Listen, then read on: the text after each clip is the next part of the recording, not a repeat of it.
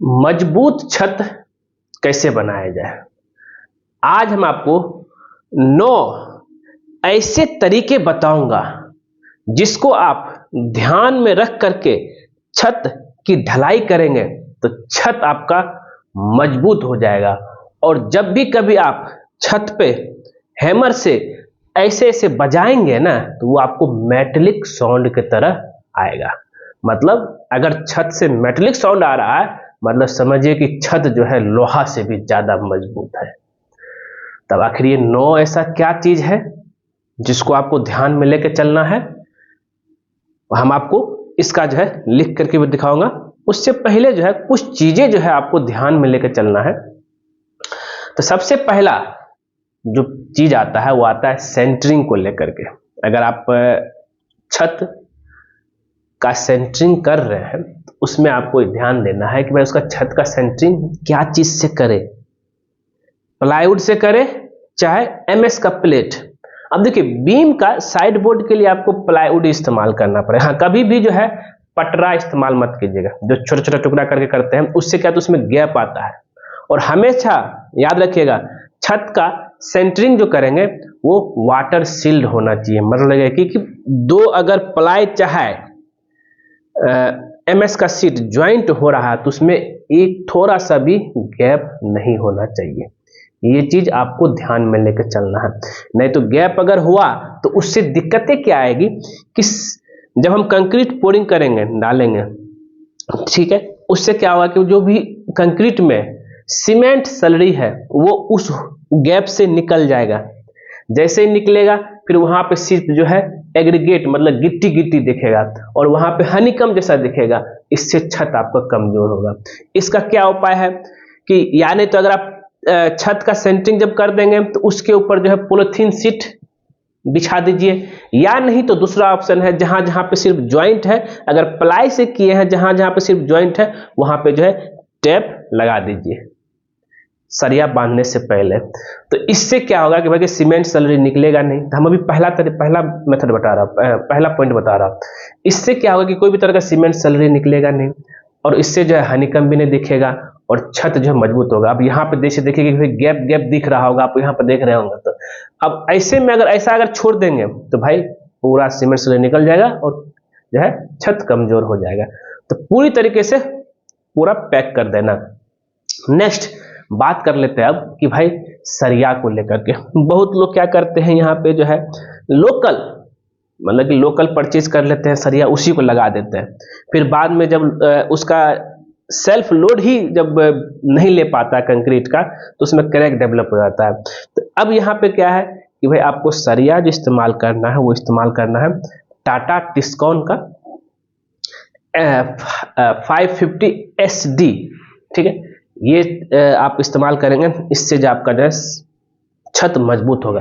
अब इसमें बहुत लोग क्या करते हैं सिंगल जाली, वो भी कितना 8 mm का डाल देते हैं। भाई 8 mm का सरिया बिल्कुल नहीं डालना है, याद रखना चाहिए सिर्फ 8 mm का।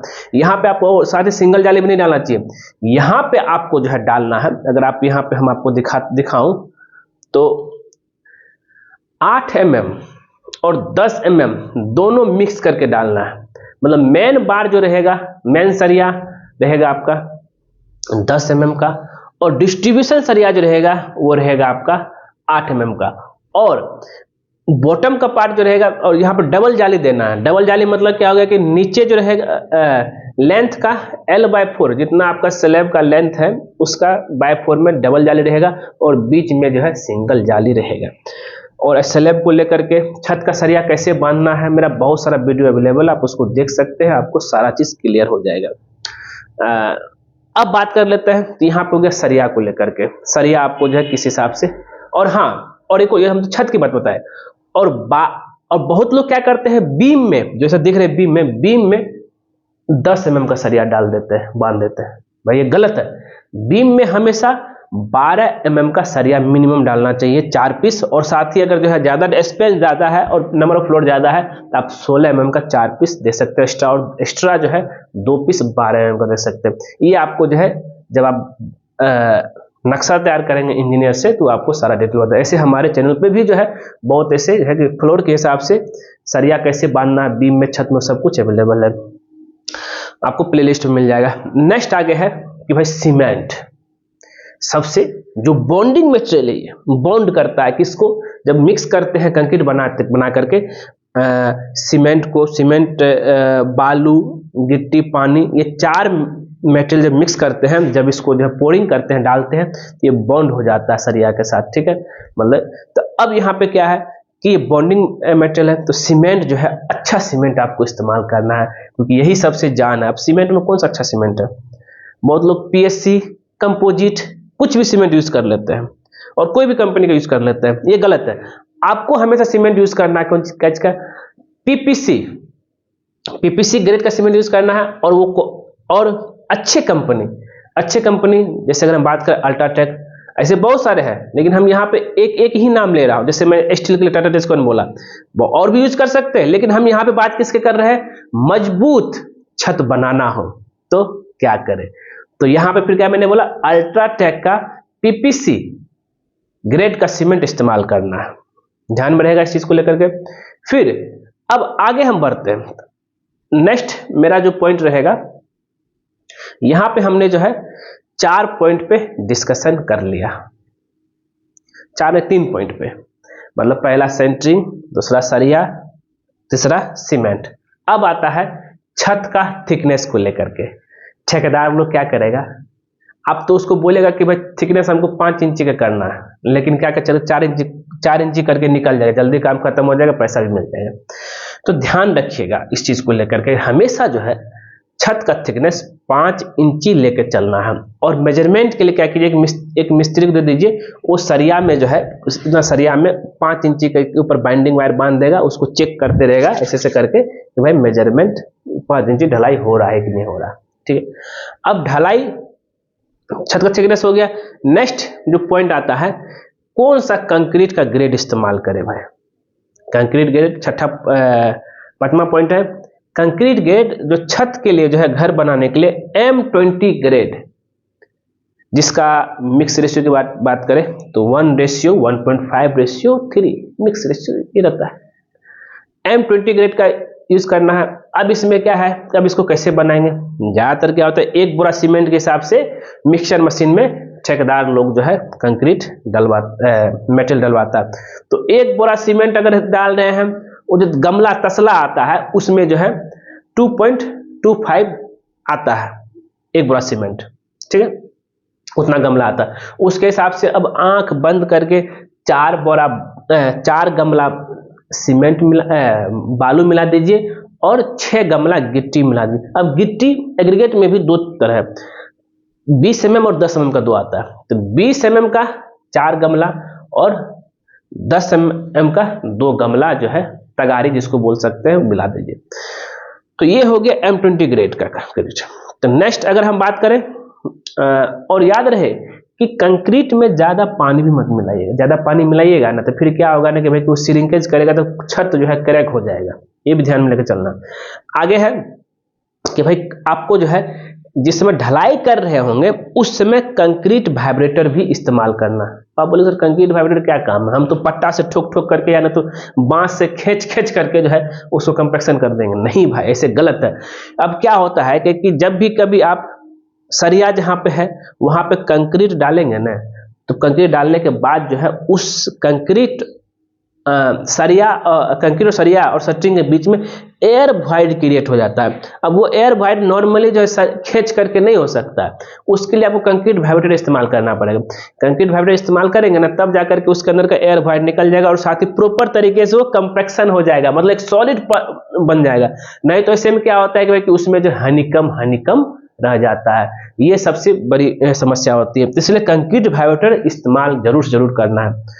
अब नेक्स्ट आया कि ठीक है सर, अब अभी आप जो बताए, अब सरिया कभी कभी क्या होता है कि सरिया अगर हम बात करते हैं सरिया और शटरिंग के बीच में एक कवर ब्लॉक भी इस्तेमाल करना है, ठीक। कवर ब्लॉक क्यों इस्तेमाल करना है, कवर ब्लॉक इस्तेमाल करने से क्या होगा कि भाई सरिया शटरिंग के बीच में कंक्रीट जा सके। नहीं तो अगर सरिया जो है शटरिंग के सटा हुआ रहेगा ना, फिर क्या दिक्कतें आएगी यहाँ पे कि भाई सारा चीज जब डिशटरिंग करेंगे तो सरिया दिखेगा, चाहे वो नीचे का पार्ट हो सीलिंग में चाहे जो है बीम में हो। तो इस तरह का चीजें जो है नहीं आएगी, तो इसलिए कवर ब्लॉक इस्तेमाल होता है। अब यहां तक तो मैंने जो यहाँ पे 7 पॉइंट पे डिस्कशन कर लिया। 8वां और 9वां पॉइंट ढलाई के बाद का है कि भाई क्या हो करे।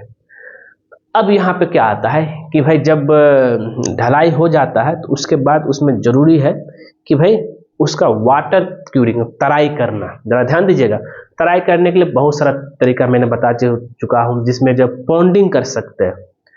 छत ढलाई हो गया, उसके ऊपर जब क्यारी बना करके पॉन्ड करके उसमें पानी भर दीजिए। अब ये पानी कितना दिन देना चाहिए? बहुत लोग जो है 2-3 दिन छोड़ देते हैं, नहीं भाई, पानी कम से कम 7 से 10 दिन देना ही देना है। अब इससे क्या होगा? अब इससे देखिए क्या है, जैसे सीमेंट पानी के कांटेक्ट में आता है उसका जो है बॉन्डिंग काम शुरू हो जाता है और उसका हाइड्रेशन प्रोसेस जो है शुरू हो जाता है। हाइड्रेशन प्रोसेस के लिए उसको जो है नमी चाहिए, और ये 1-2 दिन में नहीं, कम से कम जो है आपका 7 से 10 दिन उसको चाहिए होता है। इसलिए जो है उसमें पानी भर के जो नमी बनाए रखा जाता है, जिससे क्या है कि आपका जो है उसमें स्ट्रेंथ, मजबूती आता है। फिर नेक्स्ट आता है एक और चीज, और बहुत लोग अगर ढलाई हुआ और 4-5 दिन बाद जो है अगर ठेकेदार लोग को मटेरियल कहीं और जरूरत है तो वो जो है सारा सेंटरिंग मटेरियल खोलना शुरू कर देता है। भाई ऐसा गलती ना करें, ऐसा गलती करेंगे तो छत में करेगा, क्योंकि समय से पहले कभी भी जो है डिशटरिंग नहीं करना चाहिए, याद रहना चाहिए। अगर ठेकेदार बोले नहीं सर हो गया, एकदम पूरा सूख तो गया, पूरा एकदम मजबूत, नहीं, कम से कम 14 दिन तक छत को छूना भी नहीं है, बस पानी देते रहना है और कुछ नहीं करना है, उसका डिशटरिंग बिल्कुल नहीं खोलना। और 14 से 21 डेज, और मैक्सिमम 21 डेज, 14 से 21 दिन तक आप जो है उसको कुछ 21 दिन के बाद ही जो है आप उसको खोल सकते हैं, ठीक है। मिनिमम 40 डेज, मैक्सिमम 21 डेज मैंने बताया। तो ये सारा चीज था छत का मजबूती के लिए। अब अगर हम यहाँ पे आपको दिखाएं ये सारा पॉइंट, तो जरा यहाँ पे नोटिस कीजिएगा, तो ये देखिए ये सारा 1 से लेकर 9 पॉइंट, 9 ऐसे पॉइंट है जिसको आप फॉलो करते हैं तो छत की मजबूती बढ़ जाएगा। सेंटरिंग बताया, सरिया बताया, सीमेंट बताया, रूफ का थिकनेस बताया, ग्रेड कंक्रीट ग्रेड बताया, कंक्रीट फाइबर यूज करना है, कवर ब्लॉक क्यूरिंग करना, तराई जो होते हैं, और डिशटरिंग 14 से 21 डेज। क्लियर हुआ या नहीं हुआ आप हमें कमेंट करके बताइएगा। ये पॉइंट को नोट कर लीजिए, और अगर ऐसा आप करते हैं तो भाई छत जो है किसे मेटलिक साउंड आएगा, पूरा सॉलिड बन जाएगा और एकदम मजबूती इतना रहेगा कि भाई कोई भी तरह का टेंशन नहीं होगा कभी, और इसका ड्यूरेबिलिटी जो है बहुत ज़्यादा रहेगा। तो दोस्तों इतना ही था, उम्मीद करते हैं ये वीडियो आपको जरूर पसंद आया होगा, और अगर पसंद आए तो जरूर इसको जो है लाइक कीजिए, शेयर कीजिए। ऐसे ही जबरदस्त से जबरदस्त वीडियो अगर आप अपना घर बना रहे, घर से कुछ भी चीज़ है, हम आप लोग को लाते रहूँगा। और कुछ भी आपको पर्सनल कंसल्टेंसी चाहिए, आप हमसे कुछ पूछना चाहते हैं, तो आप हमें अपना क्वेश्चन मुझे व्हाट्सएप कीजिए। व्हाट्सएप नंबर इस वीडियो डिस्क्रिप्शन दिया हुआ, जहाँ पे आपको जब हम आपको personal consultancy term and condition के अनुसार जो आपसे बातें करेंगे, और वहाँ से आपको जो सारा समस्या का समाधान मिलेगा, और आपका घर को मजबूती दिलाने में मैं आपका सहयोग करूंगा। ठीक है दोस्तों, और हाँ अभी तक आपने देख लिया है और आपने हमारे चैनल सब्सक्राइब किया है तो हमारे चैनलवा को जरूर सब्सक्राइब कर दीजिए, क्योंकि जब हमारे चैनल सब्सक्राइब करेंगे उसके बगल में एक बेल आइकन बन जाए, उसको क्लिक कर दीजिएगा। उससे बेनिफिट बस होता है जब सिविल इंजीनियरिंग पकमर को नया वीडियो अपने लेके आएगा सबसे पहले आपके नोटिफिकेशन में दिखेगा। वीडियो देखने के लिए धन्यवाद दोस्तों।